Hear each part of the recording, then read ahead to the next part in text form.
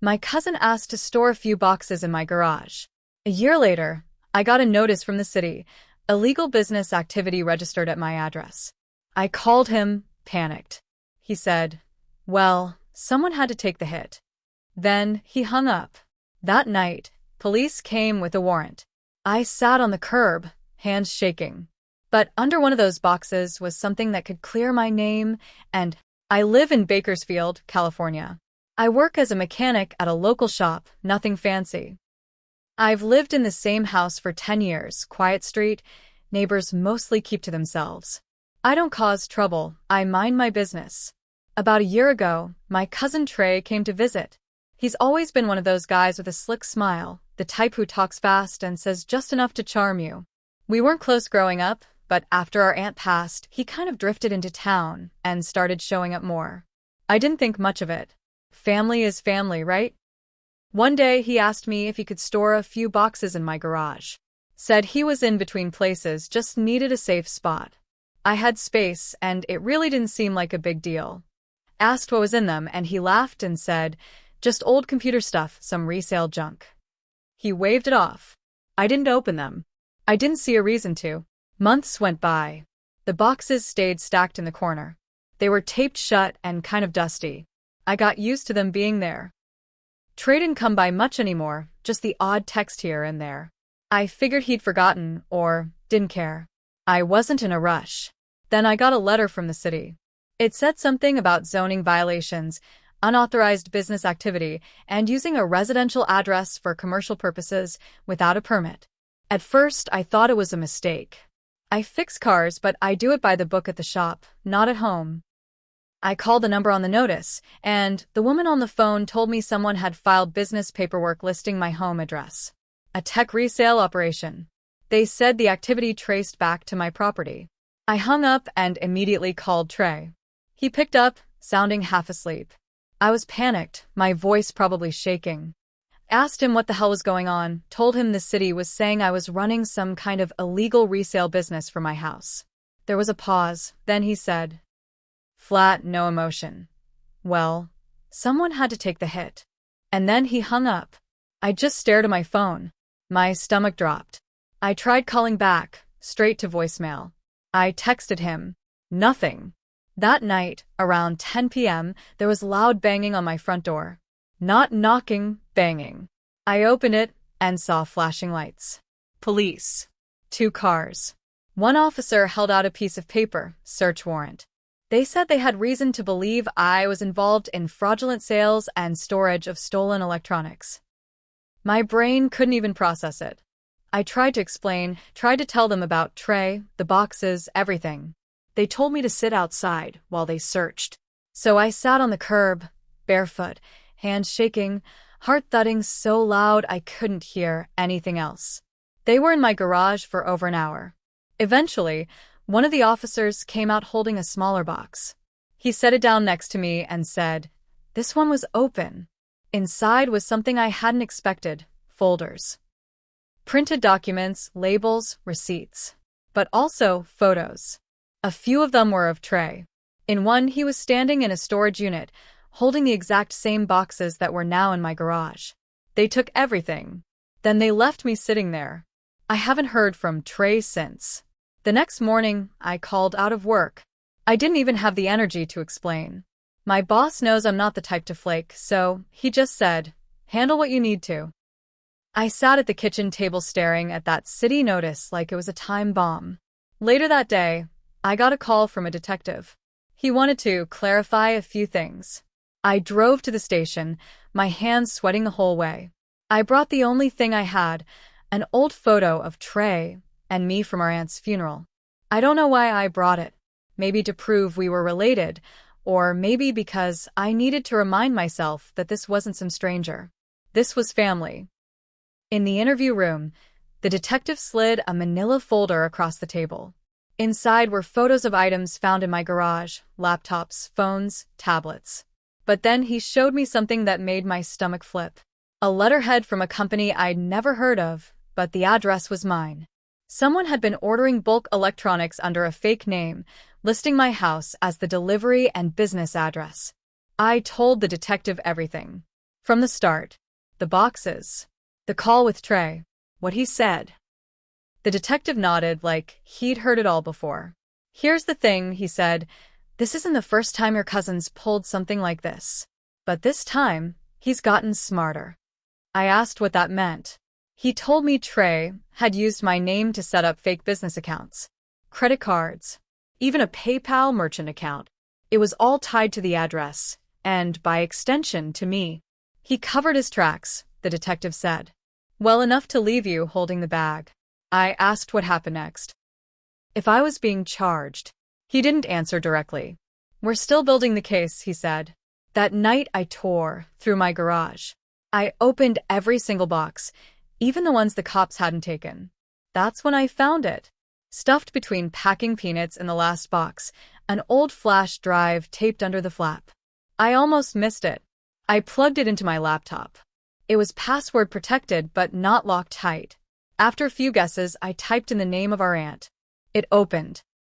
The drive was full of spreadsheets, email logs, shipping records, and voice memos. One of them was Trey, rambling like he was talking to himself. He mentioned names. Drop locations.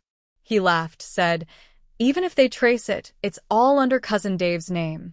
He's too dumb to even check the boxes. I copied everything. Twice. The next day, I brought it straight to the detective. He plugged it in right there in front of me. When he heard Trey's voice on the recording, he paused. Then said, this changes things. But it didn't fix everything. Now I had proof. But I was still being investigated. My credit was wrecked. I got a call from a collections agency saying I owed $5,000 on a business account I never opened. The city said I was still liable for fines unless I could fully disassociate from the fraud. It was like trying to crawl out of a pit Trey had dug and thrown me into, and he was gone. No trace. His number disconnected. His socials deleted. I even called a couple old friends of his. Nothing. One guy said, Trey? Man, last I heard, he was headed to Nevada. That was it. But I wasn't done. I started calling around, old contacts, people he owed money to, anyone who might know where he went. Most hung up. Some laughed. One person told me something I didn't expect. You're not the only one he burned. I asked what he meant. The guy said, Trey's got a kid. Up north. Name's Maya. He left her and the mom 2 years ago. They're still trying to find him for child support. I sat there holding the phone, stunned. Trey wasn't just a liar. He was a pattern. I drove to the address the guy gave me. Small town near Redding. I didn't know what I was going to say. I just knew I needed someone else to confirm this wasn't all in my head. A woman opened the door. She looked tired but alert, like someone who's used to bad news. When I said I knew Trey, her face didn't change. Then she said, You here to find him or warn me? I said, both. She stepped aside and let me in without another word. Her house was quiet, too clean, like someone had just finished scrubbing away a mess they didn't want to talk about. There were toys in the corner, but no kid in sight. I sat on the edge of her couch, unsure if I should say more or just wait for her. I'm Carla, she said. You're Dave, right? His cousin? I nodded. She rubbed her hands together, then looked me straight in the eye. He used your name for stuff, didn't he? I blinked. How do you know? Because he used my brother's name before that. Racked up $8,000 on a business loan, vanished. My brother almost lost his house. She walked to a drawer, pulled out a folder, and dropped it on the coffee table. Inside were old court notices, emails, photos of Trey smiling at family barbecues like nothing was wrong. Then she told me something that stopped me cold. He's got a second ID. I didn't understand at first. She explained, Trey had a fake driver's license, different name, different birthday, but his photo. She caught a glimpse of it once when he was slipping cash into an envelope. When she asked, he said it was for work stuff. She never saw it again. I left her house with a copy of that old photo and a name. Marcus Leary. That was the alias. She wasn't sure if it was real, but she remembered it because it sounded too normal. I gave the info to the detective. He ran it through databases. A week later, he called me back. There's activity, he said. Rent paid in cash under that name, Santa Rosa. I drove there the next day. Not because I thought I'd find him, but because I had to see the place. A tiny apartment over a tire shop. The manager didn't say much, but when I showed the photo, he nodded. He was here last week, he said. Left in a hurry. Inside, the apartment was half empty. Mattress on the floor. Takeout boxes. But there was something shoved behind a heater, an envelope with receipts, one of them dated just 3 days ago. It was for a burner phone. Still had the number on it. I called it. It rang once, twice, then someone picked up.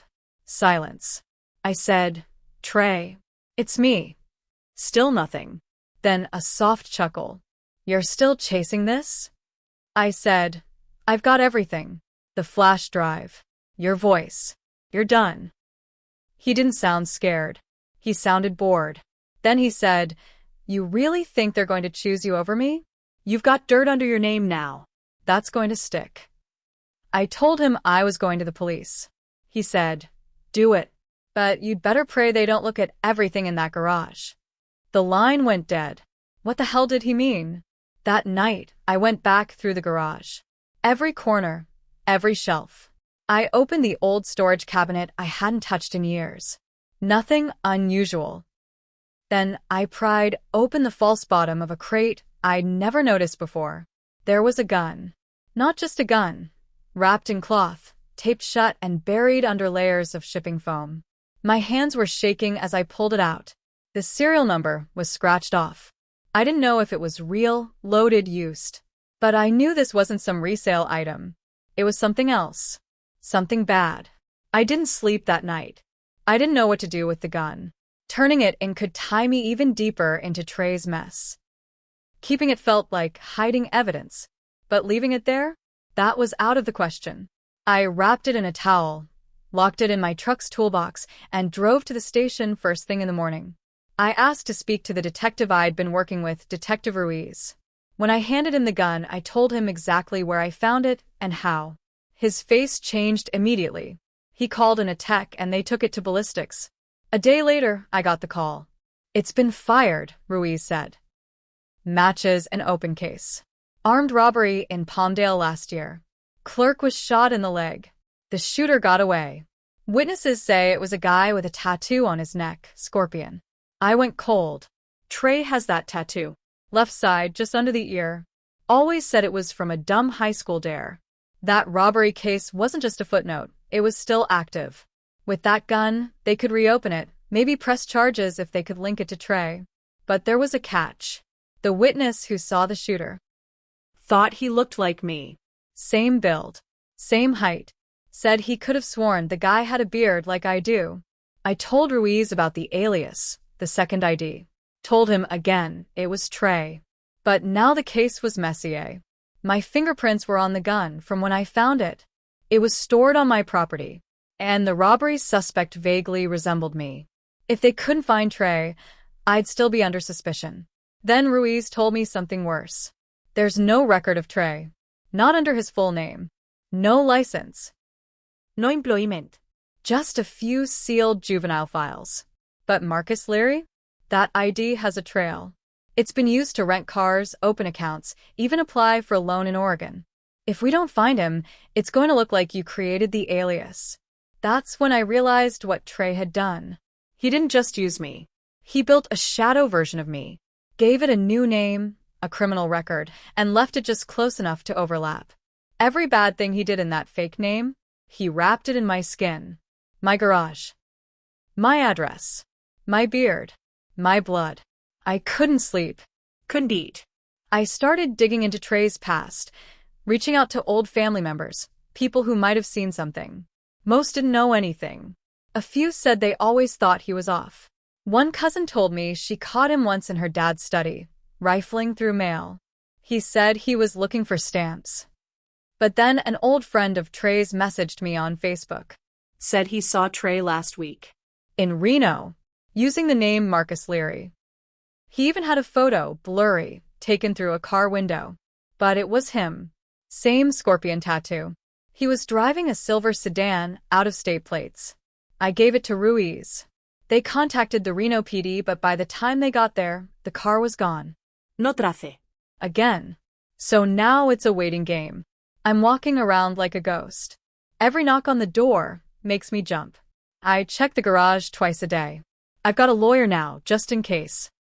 He says we've got enough evidence to avoid charges if we keep cooperating, but it's thin. And then just 2 days ago, I got a package. No return address. Inside was a burner phone and a note. Just one sentence. If you talk again, your real name won't be worth much either. I still go to work. I still nod at neighbors like nothing happened. But every time I hear the mail slot click or a car slow down in front of my house, something in my chest locks up. And the worst part is, if he showed up tomorrow, smiling like he always did, I think I'd still ask him why. But deep down, I already know. He never saw me as family. He saw me as a name he could use. And now, that name doesn't even feel like mine anymore.